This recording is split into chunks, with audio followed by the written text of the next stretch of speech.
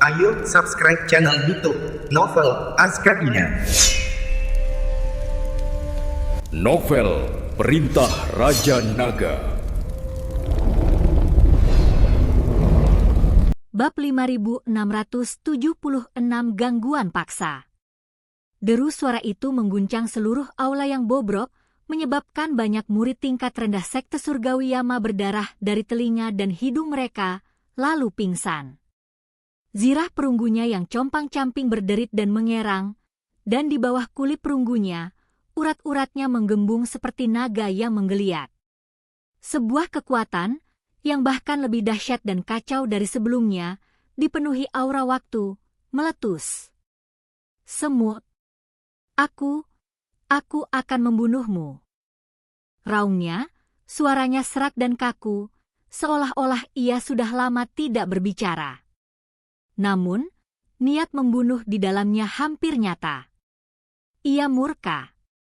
Ditolak oleh seorang pemuda alam manusia abadi yang ia anggap semut, seseorang yang bisa ia remukan dengan jentikan pergelangan tangannya, sungguh penghinaan yang tak tertahankan. Boom! Pria kekar itu tak lagi menahan diri, menghentakkan kakinya ke tanah, menciptakan kawah besar. Ia berubah menjadi seberkas cahaya perunggu, kecepatannya 2 kali lipat lebih cepat dari sebelumnya. Fluktuasi hukum waktu yang mendalam di tinjunya bergetar hebat. Kali ini, bukan pemelikan waktu regional biasa, melainkan riak-riak waktu yang tampak, terdistorsi, dan kabur, melingkari tinjunya. Ia berniat untuk memusnahkan David dan ruang di sekitarnya sepenuhnya, mengirim mereka ke dalam aliran waktu yang bergejolak. Menghadapi serangan yang mengerikan dan dahsyat ini, mata David tetap lebih tenang dari sebelumnya. Di momen pencerahan hidup mati itu, ia telah melihat sekilas esensi sejati waktu. Waktu bukanlah sungai yang mengalir satu arah, melainkan lebih seperti jaring yang dapat dilipat, dipotong, dan ditutup. Apa yang disebut perlambatan, percepatan, atau bahkan pemalikan hanyalah berbagai bentuk manipulasi dari jaring ini. Pembalikan waktu pria kekar itu pada dasarnya adalah pemadatan paksa sebuah simpul kecil di jaringnya ke suatu keadaan dari momen sebelumnya. Davis sebelumnya tidak dapat menahannya karena jaringnya memiliki tekstur yang berbeda dengan pria itu, membuatnya tidak mampu menahan pemadatan tersebut. Namun kini, ia mengerti. Melalui getaran yang tersinkronisasi, ia menyelaraskan jaringnya dengan jaring pria itu pada saat itu, sehingga terhindar dari pemadatan.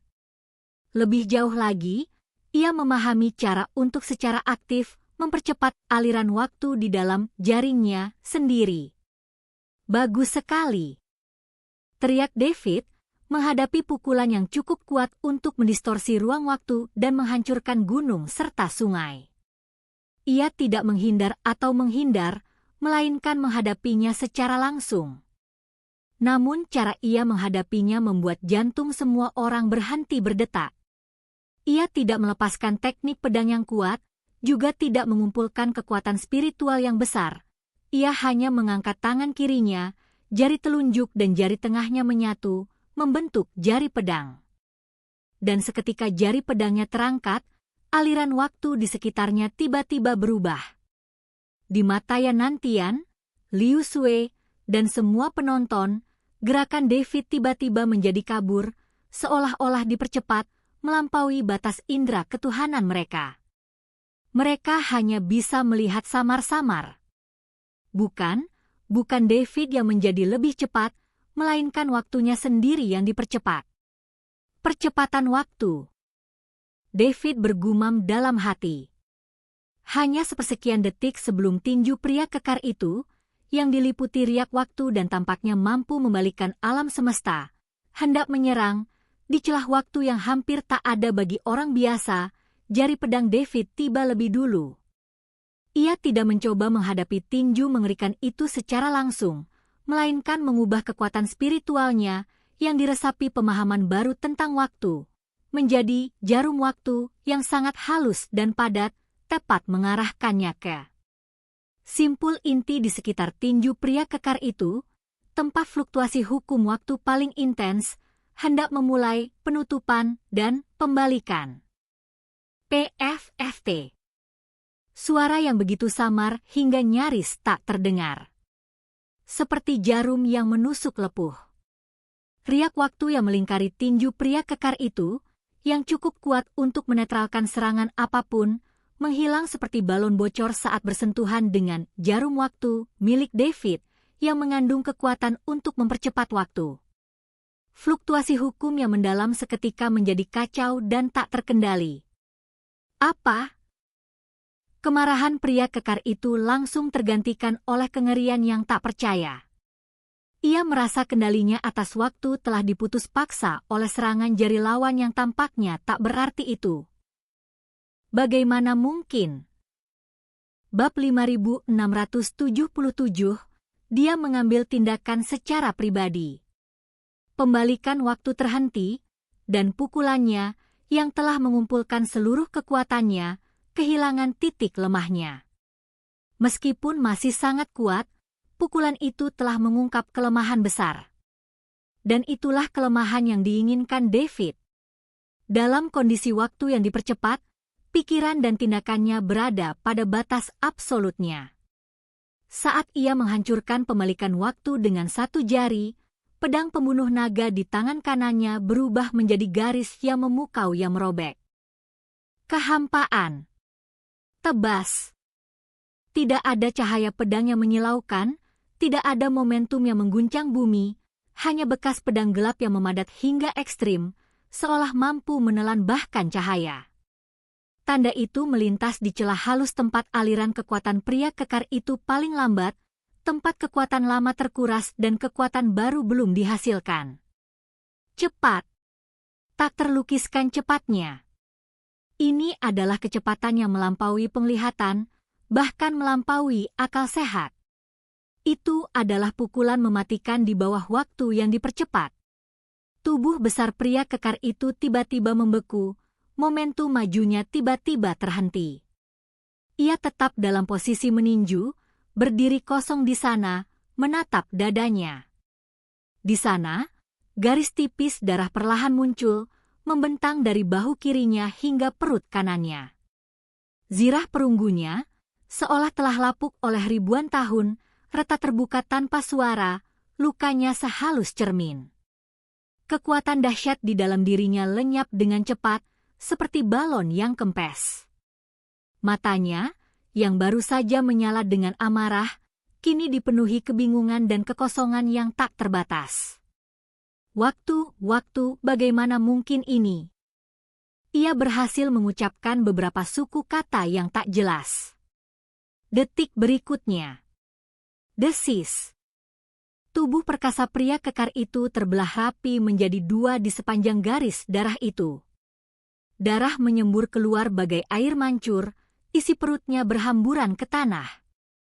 Tubuh yang hancur itu jatuh ke tanah dengan bunyi gedebuk, menerbangkan awan debu. Sosok misterius di bawah kendali Sol Devourer, yang memiliki rahasia mendalam tentang asal-usul waktu, telah tewas. Dibunuh seketika oleh David dengan satu tebasan pedang. Seluruh proses itu terjadi dalam sekejap mata. Dari serangan ganas pria kekar itu hingga serangan balik David yang tampak mudah dengan jari dan pedang, semuanya begitu cepat sehingga tak seorang pun mampu mengimbanginya. Aula itu kembali hening total.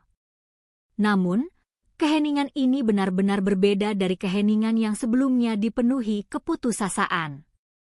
Keheningan yang luar biasa, kesadaran yang mengerikan, euforia naik dari neraka ke surga dalam sekejap, kebingungan dan kegembiraan. Semua mata tertuju pada pemuda berjubah biru, memegang pedang panjang, berdiri gagah di tengah runtuhan dan genangan darah.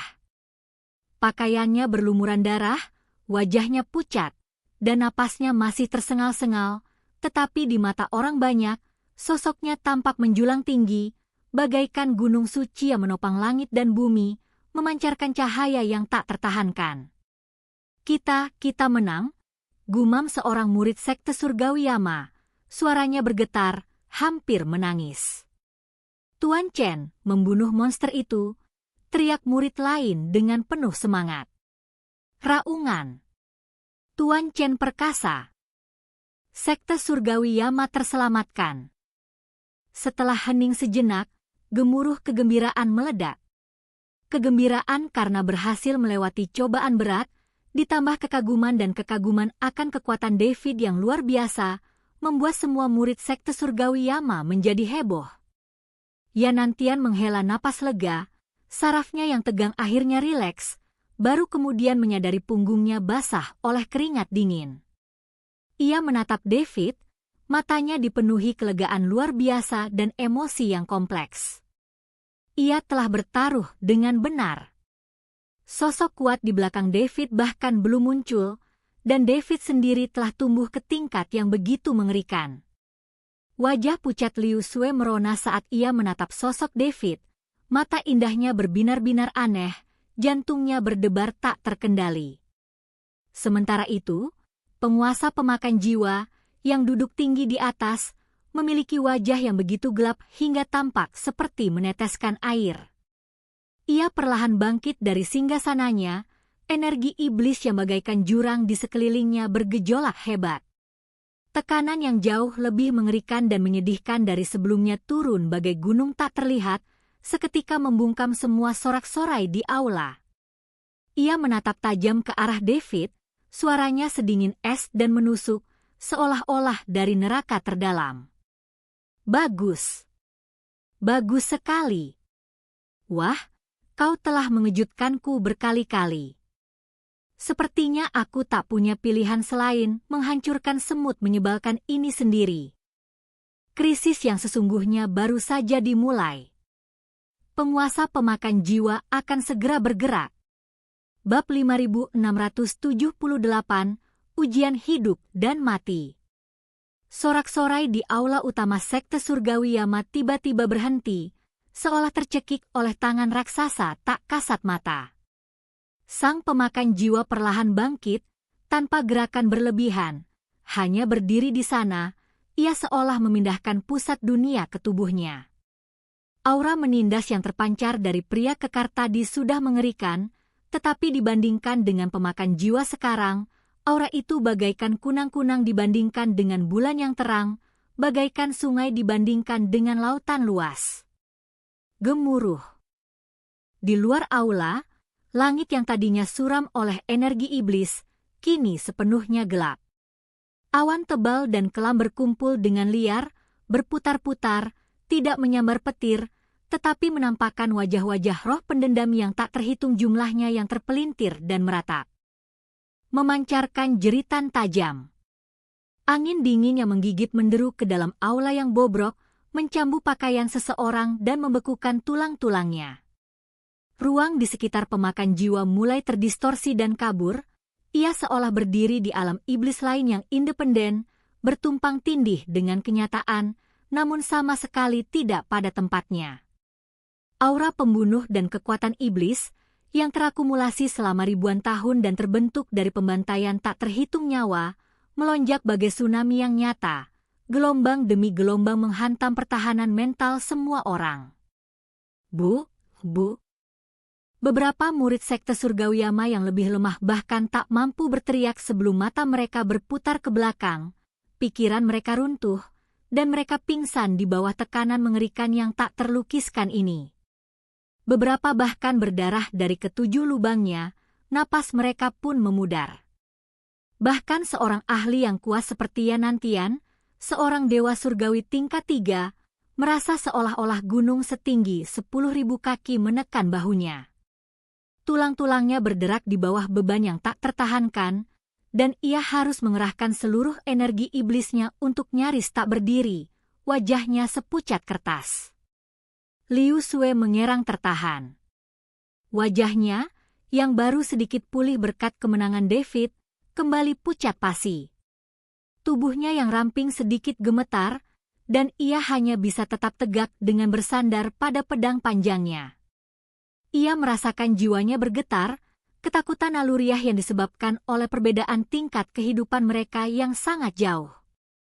Seluruh aula, bukan, Seluruh gerbang sekte surgawi Yama bergetar di bawah kekuatan iblis ini, seolah-olah akan runtuh sepenuhnya dan berubah menjadi debu kapan saja. Hanya David, ia yang pertama menanggung beban, menahan sebagian besar tekanan dan kehendak sang pemakan jiwa. Tanah di bawah kakinya retak inci demi inci, menyebar dengan retakan seperti jaring laba-laba, dan darah yang baru saja berhenti mengalir dari sudut mulutnya tumpah tak terkendali lagi. Namun ia masih berdiri tegak, seperti tombak yang tak tergoyahkan, tertanam kuat di tempatnya. Pedang. Pembunuh naga di tangannya memancarkan auma naga yang melengking dan agak tragis, cahayanya berkelap-kelip, seolah-olah sedang berjuang keras melawan kekuatan paling jahat dan beringas di dunia. Tatapan David tetap tajam, bahkan lebih fokus daripada sebelumnya.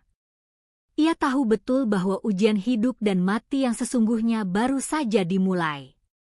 Semua pertempuran sebelumnya hanyalah pembuka. Menghadapi iblis keji yang telah menakutkan selama 10.000 tahun, yang mampu menghancurkan bahkan gerbang surgawi dalam semalam, ia sama sekali tidak berhalusinasi. Mati di tanganku adalah kehormatan tertinggi bagi semut sepertimu. Ujar sang pemakan jiwa, suaranya tenang namun mengandung ketidakpedulian dingin yang menyatakan hidup dan mati. Ia perlahan mengangkat tangan kanannya, jari-jarinya sedikit terbuka, dan dengan lembut menekannya ke arah David. Tidak ada pertunjukan megah, tidak ada cahaya yang menyilaukan. Namun begitu telapak tangannya menyentuh tanah, ruang dalam radius 10 zang di sekitar David tiba-tiba membeku. Tidak, bukan hanya ruang, tetapi juga cahaya, suara, energi spiritual, dan bahkan waktu itu sendiri, seolah dibekukan paksa oleh tangan tak terlihat. Ekspresi David berubah drastis. Ia merasa seolah-olah terperangkap di dalam ambar seberat miliaran ton. Setiap gerakan menjadi sangat sulit, dan bahkan pikirannya seolah terhenti. Bab 5679, melawan semuanya. Ini bukan sekadar perlambatan waktu, melainkan kombinasi yang lebih canggih antara pengurungan spasial dan stagnasi waktu. Ia benar-benar terkurung dalam kurungan absolut ini. Pada saat yang sama, sebuah tangan raksasa, yang sepenuhnya terbentuk dari energi iblis paling murni dan paling gelap, muncul dari udara tipis di atas kepala David.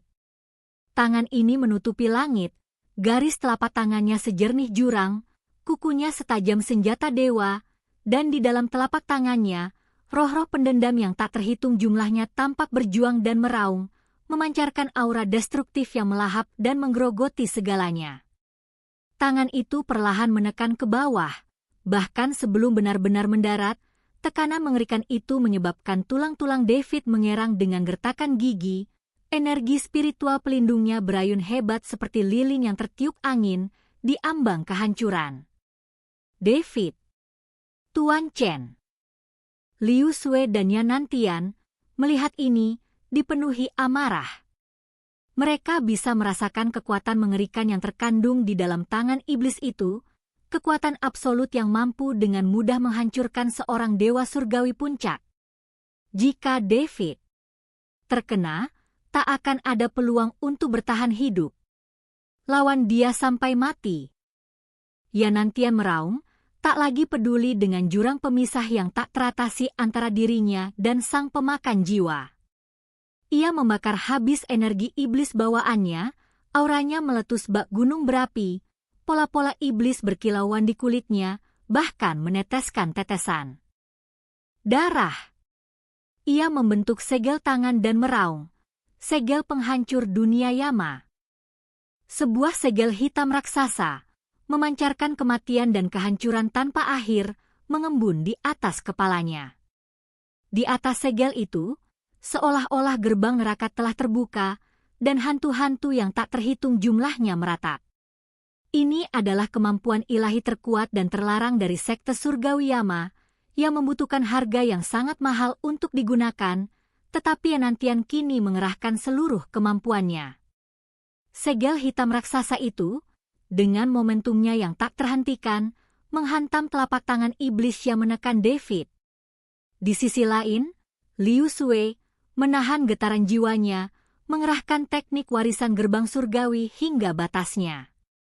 Ia menggenggam pedangnya dengan kedua tangan, menggenggamnya di antara alisnya, kilatan tekad terpancar di matanya yang jernih. Niat pedang yang murni, luas, dan lurus membubung ke angkasa, mencoba menghalau aura iblis di sekitarnya. Teknik pedang gerbang surgawi, penghakiman. Teriaknya, pedang panjang biru esnya berubah menjadi pilar cahaya menyilaukannya menembus langit dan bumi. Di dalam pilar ini, siluet samar istana dan pavilion surgawi muncul, membawa kehendak tertinggi untuk menghakimi kejahatan dan memurnikan dunia, mengikuti dari dekat segel penghancur dunia Yama milik Yanantian, menebas telapak tangan iblis yang menyelimuti langit. Menghadapi serangan habis-habisan keduanya, sang pemakan jiwa bahkan tak mengangkat kelopak matanya, hanya sedikit meningkatkan kekuatan tekanan tangannya. Seekor lalat capung mencoba mengguncang pohon, benar-benar melebih-lebihkan kekuatannya sendiri. Boom! Bentrokan pertama terjadi antara segel penghancur dunia milik Yama dan telapak tangan iblis. Konfrontasi sengit yang diantisipasi tak terjadi. Segel penghancur dunia, yang merupakan perwujudan kultivasi seumur hidup Yanantian dan energi iblis yang membara, bagaikan es dan salju yang bertemu dengan terik matahari begitu menyentuh telapak tangan iblis. Segel itu bahkan tak menimbulkan riak, dan dengan suara mendesis yang dingin, segel itu dengan cepat terkorosi, hancur, dan dilahap oleh energi iblis yang sangat murni. Bahkan hukum kematian yang terkandung di dalam segel itu pun dihancurkan dan diserap paksa oleh telapak tangan iblis. Dengan kekuatan sucinya yang dipatahkan paksa, Yanantian tersambar petir, menyemburkan seteguk darah. Seluruh tubuhnya terlempar mundur bagai layang-layang yang talinya putus, menghantam dinding jauh dengan keras, terbenam dalam-dalam, tak diketahui nasibnya. Segera setelah itu, cahaya pedang penghakiman Liu Sui, yang diresapi energi kebenaran gerbang surgawi, juga menghantam telapak tangan iblis itu. Sizzle. Kali ini, akhirnya, terdengar suara. Cahaya pedang murni itu berbenturan sengit dengan energi iblis yang sangat jahat, meletus dalam cahaya yang menyilaukan dan arus energi yang bergejolak. Teknik gerbang surgawi memang memiliki efek menahan energi iblis tertentu, menyebabkan momentum telapak tangan iblis itu sedikit terhenti, dan banyak hantu yang meratap dan penuh dendam di telapak tangannya lenyap di bawah cahaya pedang. Bab 5680 Fusion Asal. Tapi hanya itu. Kultivasi Soul Devourer jauh lebih unggul daripada Liu Sui. Sedikit pengendalian diri itu tampak begitu pucat dan tak berdaya menghadapi perbedaan kekuatan yang begitu besar. Kebuntuan itu berlangsung kurang dari satu tarikan napas sebelum cahaya pedang penghakiman hancur. Pedang panjang biru es di tangan Liu Sui menjerit memilukan, hancur berkeping-keping. Ia sendiri langsung diserbu oleh energi iblis mengerikan yang telah berbalik, menjerit kesakitan saat meridiannya terasa seperti ditusuk oleh ribuan jarum beracun. Darah merembes dari setiap pori-pori, seketika mengubahnya menjadi sosok berlumuran darah. Ia jatuh tersungkur ke tanah, napasnya sangat lemah. Serangan putus asa dari dua ahli alam surgawi abadi bahkan tidak bisa menunda telapak tangan iblis itu sedetik pun. Itu bahkan tidak bisa membuat Soul Devourer menganggapnya serius sedikit pun. Inilah kekuatan sejati Soul Devourer. Mengerikan tak terbayangkan. Sementara itu, di dalam kurungan ruang dan waktu yang membeku itu, David tak berdaya menyaksikannya Yanantian dan Liu Sui terluka parah dan nasib mereka tak diketahui saat berusaha menyelamatkannya. Amarah dan kekerasan yang tak terlukiskan langsung membanjiri akal sehatnya. Ah! Ia meraung seperti binatang buas, matanya langsung memerah. Energi spiritual di dalam tubuhnya melonjak liar dengan kecepatan yang belum pernah terjadi sebelumnya, bahkan dengan risiko merusak meridiannya. Hukum percepatan waktu yang baru dipahami didorong hingga batasnya, mencoba menembus kurungan spasial. Buka untukku. Bas. Aliran waktu di sekitarnya tiba-tiba menjadi kacau, dan kurungan ruang waktu yang membeku menunjukkan fluktuasi yang sangat halus. Memanfaatkan kesempatan sepersejuta ini, David menggenggam pedang pembunuh naga erat-erat dengan kedua tangan, mencurahkan seluruh kekuatannya, seluruh amarahnya, dan seluruh kebenciannya ke dalamnya. Kekuatan orisinal, fusi. Akselerasi waktu, tebas. 5 warna cahaya, emas, cian, biru, merah tua, dan kuning, bersinar dengan kecemerlangan yang belum pernah terjadi sebelumnya, bukan lagi energi pedang biasa, melainkan berubah menjadi 5 rantai hukum primordial yang terkondensasi hingga batas maksimalnya, melilit pedang pembunuh naga. Bersamaan dengan itu, waktu di sekitar pedang dipercepat secara dahsyat, menyebabkan kecepatan serangan ini melampaui batas pikiran. Seberkas cahaya, seolah lahir di awal penciptaan, meledak dari kurungan yang memenjarakan. Dengan tekad yang kuat untuk memusnahkan dan menghancurkan segalanya, ia menantang surga, menebas dengan ganas ke arah tangan iblis yang luar biasa yang telah menekannya. Ini adalah serangan terkuat yang bisa dilepaskan David saat ini. Serangan itu menggabungkan pemahamannya tentang asal-usul dan wawasan terbarunya tentang hukum waktu. Sang pemakan jiwa, yang tetap tanpa ekspresi, akhirnya berseru pelan. Kekuatan hukum yang terkandung dalam tebasan pedang David dan tekad hidup matinya bahkan mengejutkannya. Boom! Kali ini, tabrakan itu bukan lagi kekalahan telak yang sunyi. Cahaya pedang warna-warni dan telapak tangan iblis hitam pekat bertabrakan dengan dahsyat. Rasanya seperti 2 bintang bertabrakan. Badai energi yang tak terlukiskan dan mengerikan meletus seketika. Kerak. Boom. Aula utama sekte surgawi Yama yang sudah bobrok akhirnya takluk pada dampak destruktif ini, mengeluarkan teriakan memilukan. Kubahnya meledak sepenuhnya, dan keempat dindingnya runtuh seperti istana pasir. Pecahan batu dan kayu yang tak terhitung jumlahnya tersapu tinggi ke udara oleh badai energi, hanya untuk langsung hancur lebur. Cahaya yang menyilaukan itu membutakan semua orang untuk sementara, dan raungan yang memekakan telinga merampas pendengaran mereka.